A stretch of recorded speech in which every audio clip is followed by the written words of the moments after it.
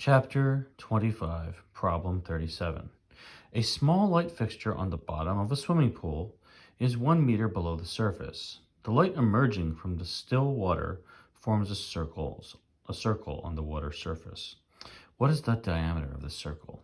So what's going on here? I don't know if you've ever seen this kind of phenomenon with swimming pool lights, but at nighttime, you can sometimes see a sort of, round disc of water or round disc of light at the top of the water. And it can be, fairly large relative to the light that's actually producing it. And what's going on is the following, actually. You have light being emitted from a source at the bottom of the pool, travels up 1 meter, just for people's interest. And that light kind of spreads out from the source in a cone. So you can imagine a ray of light here going that way and a ray of light there, that's why going that way. And the light that strikes at a particular angle, any light that is greater than that angle is going to be completely internally reflected into the pool. And any light that comes up here that's greater than this angle is going to be bounced back into the pool. So what you have is a sort of disk of light at the top that is defined by the critical angle.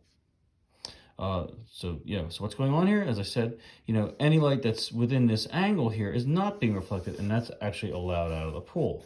But any light rays that come out beyond that, they'll come out this way and just bounce back into the pool, or it'll come out this way and bounce back into the pool. So we have to figure out what that critical angle is. And this is actually not too hard a problem. The first step is to calculate the formula for critical angle. Sine of theta critical is 1 for air divided by 1.33 for water, and that equals 0.75. That means theta critical is the arc sine or inverse sine of 0.75, which is 48.6 degrees. So this angle up here is 48.6 degrees. Now we use the tangent to find the diameter of the pool. So if taking 1/2 of this triangle up here and bringing it down here, we can draw a 48.6 degree angle there. And we know the light is 1 meter deep, so this leg of the triangle is 1 meter. And this distance up here, which we're going to call x, is unknown.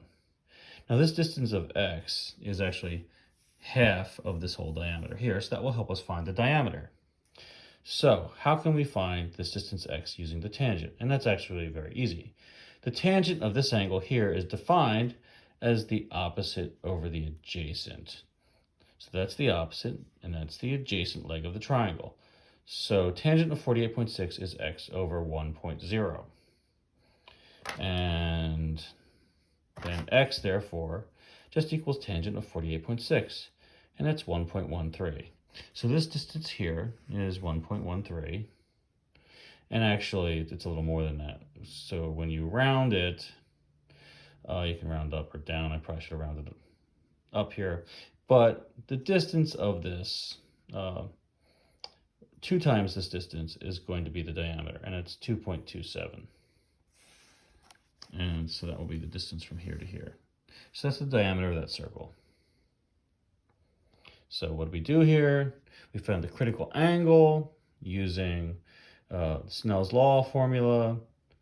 We use that angle and the definition of tangent to get half of the diameter, and then we multiply by 2 and got the entire diameter. Give or take some rounding, as I said.